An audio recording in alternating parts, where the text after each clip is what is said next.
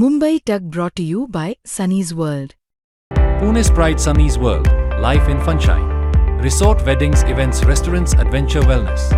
Sunny's World, perfect destination for every occasion. आता जी मी माहिती तुम्हाला सांगणार आहे ती जर तुम्ही ऐकली तर तुमचं डोकं सणकून उठेल.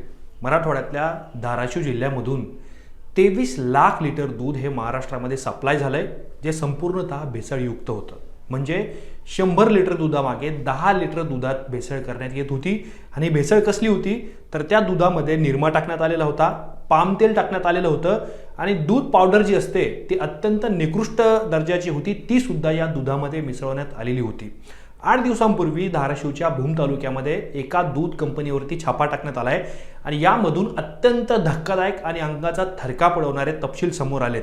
त्या छाप्याचे सगळे डिटेल्स माझ्या हातामध्ये आहे आणि सगळ्यात महत्त्वाचं म्हणजे पोलिसांनी या प्रकरणामध्ये गुन्हा दाखल केलेला आहे. अन्न व औषध प्रशासन या संपूर्ण प्रकारावरती लक्ष ठेवून आहे आणि या सगळ्या प्रकरणातले 7 ते 8 आरोपी अजूनही फरार आहेत, त्यांचा शोध घेतला जातोय. धाराशिवमध्ये 8 दिवसांपूर्वीपासून नेमकं काय घडतंय, ती दूध कंपनी काय आहे, ज्या ठिकाणी पोलिसांनी छापा मारल्यानंतर तिथून एक जे रजिस्टर जप्त केलेलं आहे त्या रजिस्टरमधून नेमकं कुठल्या गोष्टी समोर आल्यात आणि सगळ्यात महत्त्वाचं म्हणजे या विभागाचे अन्न व औषध प्रशासन विभागाचे जे मेन आयुक्त आहेत, अधिकारी आहेत, IAS तुकाराम मुंडे ह्या ज्या पद्धतीने महाराष्ट्रामध्ये अनेक ठिकाणी छापेमारी करतायत, भेसळयुक्त अन्नाचा छडा लावून सगळ्या आरोपींना जेलमध्ये घालण्याची ती प्रक्रिया त्यांनी सुरू केली आहे, याबद्दलचे महत्त्वाचे अपडेट्स मी तुम्हाला या व्हिडिओच्या माध्यमातून सांगणार आहे. नमस्कार, मी या ठिकाणी मुंबई तकमध्ये तुम्हा सर्वांचं स्वागत आहे.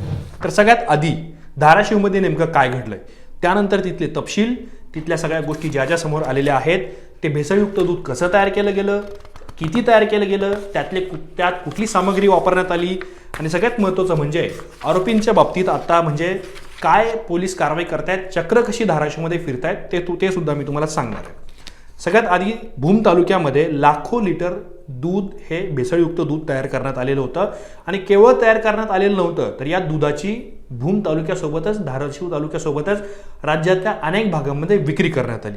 आता हे दूध किती होतं, गेल्या 6 महिन्यांमध्ये 23,04,070 लिटर दूध हे तयार करण्यात आलं आणि या दुधामध्ये निरमा, पाम तेल आणि काही प्रमाणात डिटर्जंट म्हणजेच वेगवेगळ्या प्रकारचा निरमा असतो आणि दूध पावडर जी अत्यंत निकृष्ट दर्जाची होती, तिथे पोलिसांनी छापा मारल्यानंतर पोलिसांना अनेक गोण्या असं दुधाची पावडर तिथं सापडलेली आहे.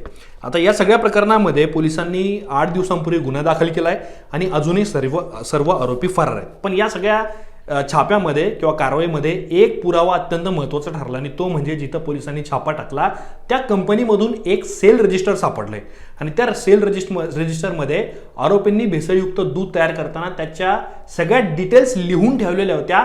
त्या ज्यावेळेला पोलिसांनी वाचल्या त्यावेळेला पोलिसांना धक्का बसला. त्याच्यामध्ये काय झालेलं होतं तर सेल रजिस्टरमधून ज्या काही माहिती समोर आलेली आहे त्यानुसार मागच्या 6 महिन्यांपासून हे सगळं प्रकरण सुरू होतं. त्याच्यामध्ये 2,30,470 किलो एवढ्या वजनाची निकृष्ट दूध पावडर भेसळीसाठी वापरण्यात आलेली होती आणि सोबतच त्याच्यामध्ये या पावडरपासून 23,04,070 लिटर कृत्रिम दूध म्हणजेच भेसळयुक्त दूध म्हणजेच बनावट दूध तयार करण्यात आलं, ज्याची किंमत सुमारे 9,61,62,800 रुपये एवढी आहे. म्हणजे 9 कोटींपेक्षा अधिकचं भेसळयुक्त दूध हे धाराशिवमधल्या भूम तालुक्यातून मराठवाड्यासह राज्यातल्या अनेक ठिकाणी विकण्यात आलेलं आहे. पण सगळ्यात महत्त्वाची गोष्ट काय आहे, अन्न व औषध प्रशासन आणि धाराशिव पोलीस या दोघांनी मिळून संयुक्तपणे ही कारवाई केलेली आहे आणि एक प्रकारे या कंपनीचा सगळा भांडाफोड या छाप्यातून झालेला आहे. आणि सगळ्यात महत्त्वाची गोष्ट याच्यामध्ये अशी आहे, जर आपण प्रमाण काढलं तर निरमा, पामतेल, दुधाची निकृष्ट पावडर आणि अन्य अजून काही इन्ग्रेडियंट्स त्याच्यामध्ये टाकलेले असतील, दूध म्हणजे दूध स्वरूपात ते सगळं द्रव तयार व्हावं, केमिकल वगैरे टाकले असतील. त्याची सरासरी अशी आहे की 100 लिटर ओरिजिनल दुधामागे 10 लिटर बनावट दूध त्याच्यामध्ये मिसळलं गेलं. म्हणजे विचार करा, 100 लिटर चांगलं दूध, गाईचं दूध, म्हशीचं दूध, जर तुम्ही जे काय खात असाल ते, त्याच्यामध्ये 10 लिटर बनावट दूध मिसळण्यात आलं आणि त्याची विक्री करण्यात आली. आता या प्रमाणानुसार तपास यंत्रणांना असा संशय आहे की 23 लाखांपेक्षा जास्त लिटर दुधाची विक्री ही महाराष्ट्रामध्ये झालेली आहे आणि या सगळ्या प्रकरणाची चौकशी आता सुरू झाली आहे. याच्यामध्ये सगळ्यात महत्त्वाचा धोका काय? आता तुम्हाला मी सगळ्या गोष्टी सांगितल्या, पण दूध कसं तयार झालं आणि त्याचा धोका कसा आहे, तर सगळ्यात महत्त्वाची गोष्ट याच्यामध्ये अशी आहे की भेसळयुक्त दूध जेव्हा तयार करण्यात येतं त्यावेळेला त्या दुधाचा फॅट राखण्यासाठी त्याच्यामध्ये निरमा, पाम तेल आणि निकृष्ट दर्जाच्या दुधाच्या पावडरचा वापर करण्यात येतो, जे छापेमारी स्थळी पोलिसांना आणि अन्न औषध प्रशासनाच्या अधिकाऱ्यांना तिथं आढळून आले.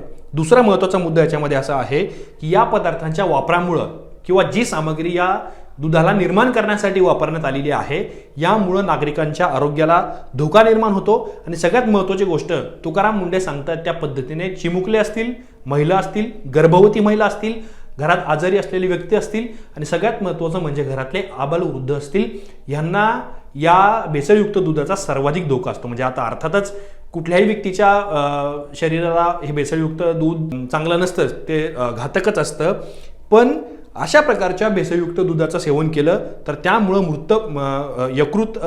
यकृत खराब होतं, सोबतच पचन संस्थेशी संबंधित अनेक दुर्धर आणि गंभीर आजारसुद्धा होऊ शकतात, मूत्रपिंड खराब होऊ शकतं, निकामी होऊ शकतं.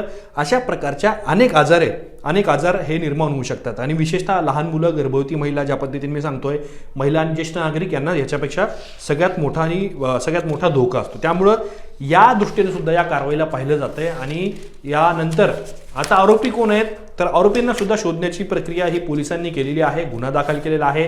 पोलिसांनी या प्रकरणामध्ये 7 व्यक्तींच्या विरोधात गुन्हा दाखल केलेला आहे आणि सगळे आरोपी या भांडाफोड झाल्यानंतर फरार झालेले आहेत. त्या दूध कंपनीचे जे काय सगळी प्रकरणं समोर आली त्यानंतर सगळे आरोपी फरार झालेले आहेत.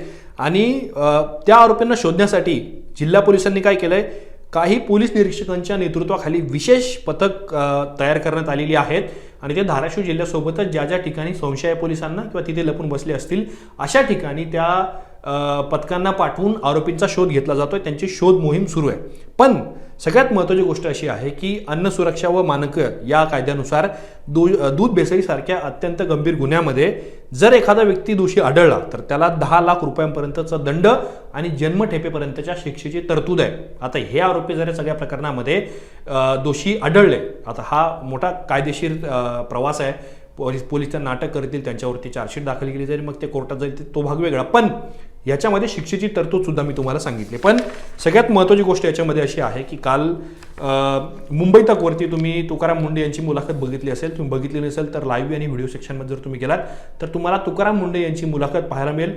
त्याच्यामध्ये तुकाराम मुंडे यांनी केवळ दूध जे भेसळ करतायत दुधामध्ये त्यांनाच इशारा दिलेला नाहीये, तर राज्यामध्ये 2012 पासून गुटखा बंदी आहे, तरी सुद्धा राज्यातल्या अनेक भागांमध्ये गुटखा सहज विक्री होतो. आता त्याला चाप लावण्यासाठी तुकाराम मुंडे यांनी विशेष अभियान सुरू केलेलं आहे. त्यांचं असं म्हणणं आहे की ज्या ठिकाणी रो हाऊसेस आहेत ते महाराष्ट्राच्या सीमावर्ती भागामध्ये दुसऱ्या राज्यामध्ये गुटखा साठवून तो महाराष्ट्रामध्ये हळूहळू विक्री केला जातो, त्याला सुद्धा आम्हाला चाप लावायचा. आणि हे गुटखा बंदी, भेसळ विक्री करणारे लोक यांचं सिंडिकेट उद्ध्वस्त करण्याची शपथ ही तुकाराम मुंडे यांनी घेतली आहे.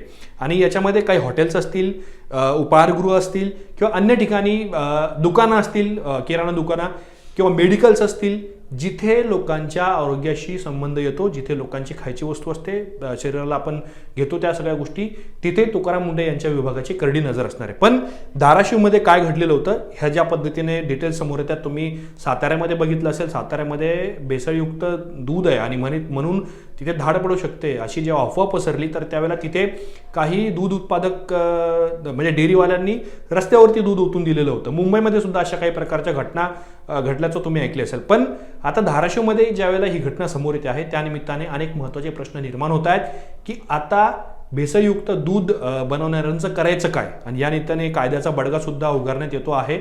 या सगळ्या कारवायांच्या पार्श्वभूमीवरती महाराष्ट्रामध्ये जवळपास 20 ते 25% दूध संकलन कमी झाल्याची माहिती अन्न औषध प्रशासन मंत्री नरहरी झिरवळ यांनी विधानसभेमध्ये 10 जुलैला दिलेली आहे. भाजपचे आमदार गोपीचंद पडळकर यांनी याबद्दलचा प्रश्न विचारलेला होता.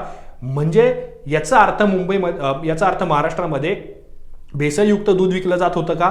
कारवाई झाल्यानंतर भेसळयुक्त दूध निर्माण करणं थांबवलं गेलं आणि त्याच्यानंतर दुधाचं संकलन कमी झालं का? असे अनेक प्रश्न निर्माण होतात. पण तुम्हाला या प्रकरणाबद्दल काय वाटतं? तुमची मतं आम्हाला कॉमेंट बॉक्समध्ये नक्की सांगा आणि असेच माहितीपूर्ण व्हिडिओ पाहण्यासाठी मुंबई तकच्या यूट्यूब चॅनलला सबस्क्राईब करायला विसरू नका.